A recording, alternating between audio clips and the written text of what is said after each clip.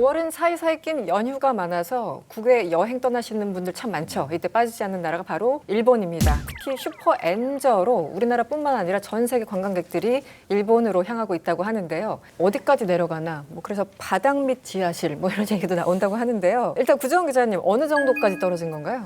그러니까 작년에 엔달러 환율이 네. 이제 평균 잡아서 한 140.5엔 그 140.5엔? 정도였는데 네.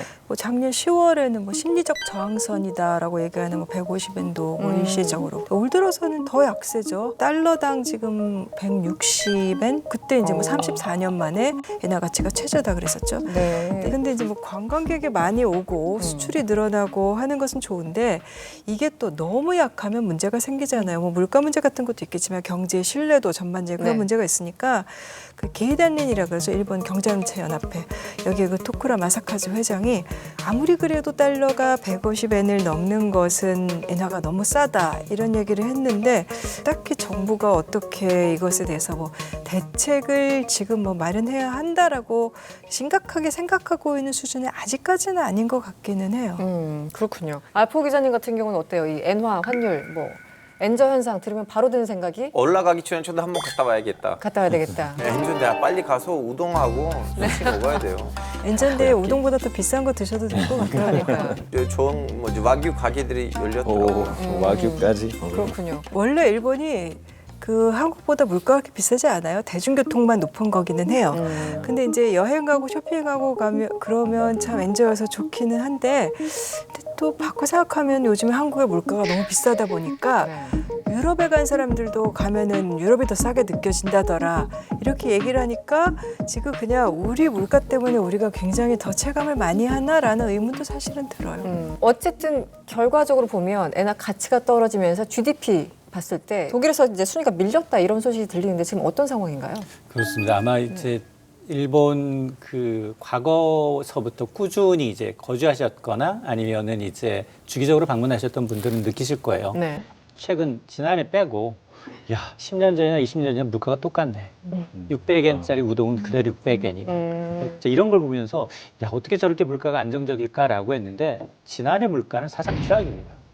지난해는 연평균 물가가 3.1% 올랐어요. 3.1요? 일본에서? 48년, 반세기 만에 최악이에요. 그러니까 엔화 약세가 34년 만에 최저라는 건 동전의 양면이에요.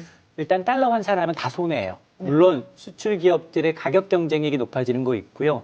야 일본 가서 돈 쓸맛 나다 라고 하니까 오버 투어리즘이라고 해서 외국 관광객한테 가격을 차별할 만큼 관광객이 밀려드는 거 맞아요. 근데 국내 개인들, 일본 국민들을 입장에서 보면 이건 무슨 일이지? 한때 우리나라가 그래도 일본이 그렇죠. 세계 2위 경제 대국이라고 했는데 지난해에는 독일한테 밀려서 4위, 내년 2025년엔 인도한테도 밀립니다. 이 얘기는 뭐냐? 달러 대비 환산하기 때문에 그래요. 달러 대비 엔화 가치가 이미 연초 대비 지금 10% 넘게 떨어졌어요. 그런 현상이 나타나다 보니 사실은 일본도 굉장히 먹거리 물가는 수입의 의존도가 굉장히 높습니다. 달러 주고 사와야 되니 일본 국민들 입장에서는 물가가 굉장히 빠르게 오르는 게 체감이 되는 거예요. 그러다 보니 소비도 위축되죠. 네. 그렇다고 해서 금리를 마이너스 0.1에서 제로로 올리긴 했지만 미국은 무려 기준금리를 5.5%예요. 일본은 제로고요. 우리나라는 3.5입니다. 그렇죠. 그러다 보니 여전히 금리 차 때문에 야 엔화 팔고 달러 사. 라는 게 지금 계속 이어지고 있는 거예요. 그럼에도 불구하고 지금 일본 중앙은행이나 일본 정부가 과감하게 긴축 정책을 못하는 이유는 그동안 잃어버린 30년 동안 정말 경기 이 침체를 극복하기 위해서 온갖 수단 돈을 막 풀었잖아요. 아베노믹스라고 해서 거의 헬리콥터 밴처럼 돈을 풀었거든요. 그럼에도 안 살아나던 경기가 모처럼 만에 살아나는데 이걸 꺾을 거냐. 차라리 물가 고통이 조금 더 있더라도. 물가 고통이 있다 하더라도 경제를 일단 부흥시키고 보자라는 이제 내면에 이제 의도가 깔려 있고 또 하나는 일본의 정부 국가 부채가 1,000조 엔이 넘어요.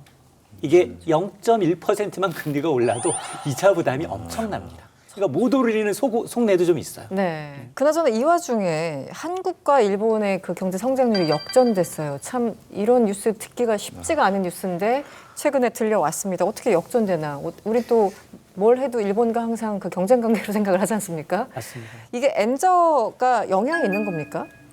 엔저도 물론 뭐 영향이 있긴 하고 지난해에는 이제 1998년 이후 25년여 만에 한일 간 성장률이 역정된 건 맞아요. 그러니까요. 근데 일회성이고요. 올해는 다시 복원됩니다. 네.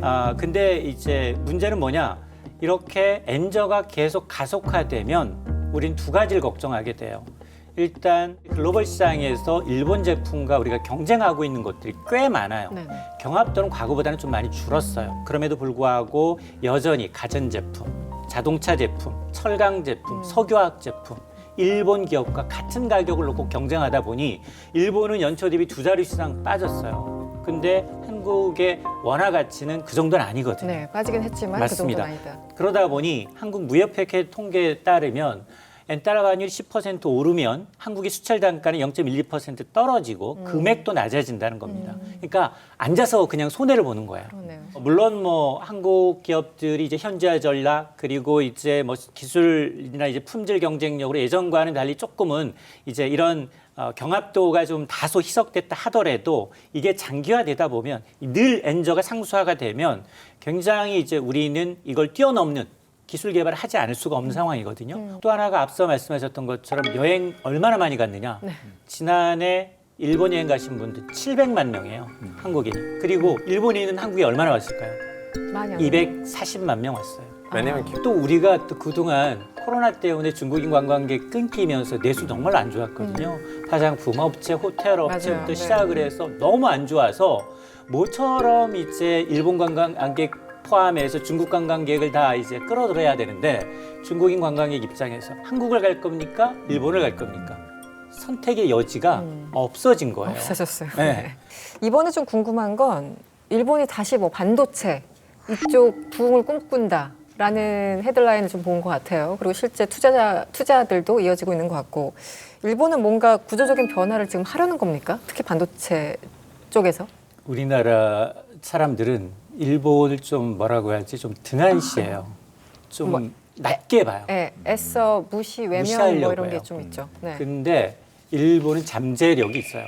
왜냐하면 1990년대 이전에 세계 반도체 시장 탑 10 안에 절반이 일본 기업이에요. 플라자 합의를 통해서 미국에 의해서 인위적으로 이제 이 첨단 산업, 특히나 반도체 산업에 대해서 굉장히 도태됐어요. 순간 선택도 좀 잘못했고요. 산업 구조 조정이 좀 늦어지다 보니까 이게 인터넷, 모바일로 전환하면서 그게 늦어지면서 일본이 조금 도태됐던 거예요. 네네. 근데 다시 한번 반도체 부활을 외치고 있습니다. 사실 고기도 먹어본 놈이 먹잖아요. 네. 나 전교 1등 해봤어. 중고등학교 때 조금 떨어졌지만 나 다시 공부할 거야. 이 사람이 무서운 이유는 네. 공부하는 방법, 고기 잡는 법을 알아요. 네. 근데 지금 시기가 절호의 기회예요. 왜냐? 미국이 중국을 견제하면서 글로벌 공급망이 재편되고 있는 상황이고 네. 또 2024년부터 인공지능 AI 기술이 튀어나오면서 그동안 한국이 독점했던 메모리 기술이 주가 아니라 반도체 패러다임이 메모리가 아니라 시스템 반도체, 비메모리, 파운드리 쪽으로 지금 급속하게 빠르게 옮겨가고 있거든요. 네. 일본은 지난해부터 팀을 꾸렸어요, 아예. 과거에 잘했던 애들 다 모아. 뭐 키옥시아, 도요타, 소니, 소프트뱅크 네. 대표하는 기업들을 모아서 팀을 만들어가지고 여기에다가 일본 하면 장점이 뭐냐? 소부장, 네. 소재, 부품, 장비 업체들한테 종합 경쟁력을 두면서 여기다 보조금을 주고 있습니다. 무려 18조 원에 달하는 보조금을 집중적으로 이제 쏟아부으면서 특히 비메모리 반도체 1위 업체인 대만의 TSMC를 일본에다가 공장 1개도 아니야. 2개 유치해서 지금 네. 짓고 있고요. 대만 반도체는 거기에 한 10조 원 정도 이제 일본 정부가 지원을 해주니 네. 야 우리 제3공장, 제4공장도 지을 수 있습니다. 지금 손들고 있는 상황. 미국은 무려 반도체 칩스법을 통해서 무려 70조 원을 쏩니다. 70조. 보조금을 현금 지급해요. 그럼 유럽연합은 62조 원을 쏩니다. 일본은 18조 원을 씁니다. 한국은 얼마 쏠까요? 보조금은 없습니다. 없어요? 제로. 오, 보조금은 없고요. 네. 세금을 일단 세금을. 투자해서 투자한 이제 이 투자금에 대한 세금을 일부 깎아줄게. 투자해서 돈이 이득이 남으면 손해 보면 아무것도 없고 이득이 나면 세금을 조금 깎아줄게. 이게 우리나라 현실이에요. 일본 얘기를 하다 보니까 사실 최근에 이슈가 된 거는 네이버.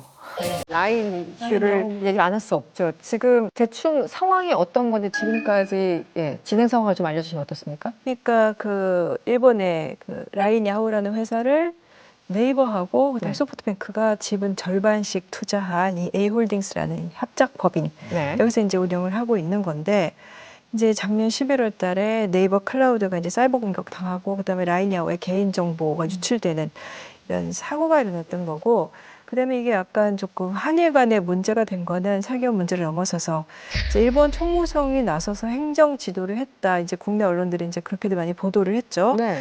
근데 그 니혼게이저의 보도를 어제 확인해 보니까 이 합작 자회사인 A홀딩스 여기에다가는 자본의 지배 관계를 재검토하는 것을 포함해서 어떤 이런 유출 사고라든가 이런 거에 재발 방지책을 만들어라. 그 얘기를 했고 소프트뱅크 쪽에다가는 그 라인 야후의 자본 참여를 강화할 방안을 검토하라. 근데 뭐 이례적으로 구두 요청을 했다. 일본 언론들은 그렇게 보도를 하더라고요. 근데 이제 네이버의 경영 체제가 정보관리 안전에 장애물이 되고 있다라고 일본 정부는 판단을 했다라는 건데 근데 이제 문제는 일본의 라인 이용자가 9,600만 명이니까 1억 명 정도 네. 되잖아요. 근데 일본 인구가 1억 2,500만 명인데 1억 명이 쓰고 있다 그러면은 이 정부가 행정 지도를 하는 것 자체를 뭐 이상하다라고 볼 수는 없을 것 같아요. 규모가 너무 커서. 예, 왜냐면 네. 지자체 일본의 지자체들도 이제 행정 절차를 신청하거나 뭐 아니면 결제할 때 이런 때 이제 라인 야후를 많이 쓰기 때문에 일종의 사회 인프라가 된 거다 이렇게 보고 있는 거예요. 근데 이제 문제는 이렇게 이 A홀딩스랑 소프트뱅크 양쪽에다가 전부 다 자본 구조를 얘기를 하니까 경영권 넘기려고 압박하는 거 아니냐. 뭐 이런 얘기도 하는데 라인 야후 시가총액이 지금 보니까 3조 엔이 조금 안 되는 이런 규모인데 그럼 소프트뱅크가 A홀딩스 지분율을 높이려면은 수천억 엔을 써야 하는데 그러면 소프트뱅크의 기존 주주들이 라인 야후에다가 그렇게 쏟아붓는 것을 순순히 응할까? 네. 그리고 이제 소프트뱅크의 그래서 사장도 라인 야후가 저 회사이긴 한데 상장 기업이기 때문에 언급을 자제하겠다 해서 그렇게만 말하고 있는 상황입니다. 현재는. 근데 정부가 나서서 특정 기업에 이거 지분 팔아라 뭐 이런 거잖아요. 사실 거칠게 표현하면. 이게 말이 됩니까? 자본주의 사회에서? 말이 안 되죠. 네. 예, 그거는 얕잡아 보거나 한 수 아래로 보거나 네. 정말 이제 이 우방국이 아니라 적대국한테 보통 행하는, 적대국에 행하는. 행하는 행위죠. 그러니까 강하게 반발해야 돼요. 우리가 공들여 놓은 기업의 어떤 경영권까지 이제 일본 정부의 입김 아래 있다? 이거는 굉장히 차단해야 될 대목이에요. 물론 뭐 일본 입장에서 조금 꺼림칙은 해요. 네. 내가 그렇게 이속 사용해야 되나? 이게 지금 메신저만이 아니라 야, 여기서 금융 서비스도 하지, 결제하지, 송금하지, 전부 다 여기서 하나 다 이루어지고 있는데 이게 지금 내 개인정보가 과연 안전할까? 혹시 이제 본국으로 넘어가서 데이터가 유출되는 오용된다면 이런 불안은 있을 수 있어요. 그러다 보니 일본 정부 입장에서도 예의주시한 것 같아요. 건수를 좀 기다렸다는 듯이 네, 네. 기존에 이거보다 더 큰 사건도 많았거든요. 뭐 900만 건 이상의 최대 유출 사건도 있었는데 이 정도까지는 아니야.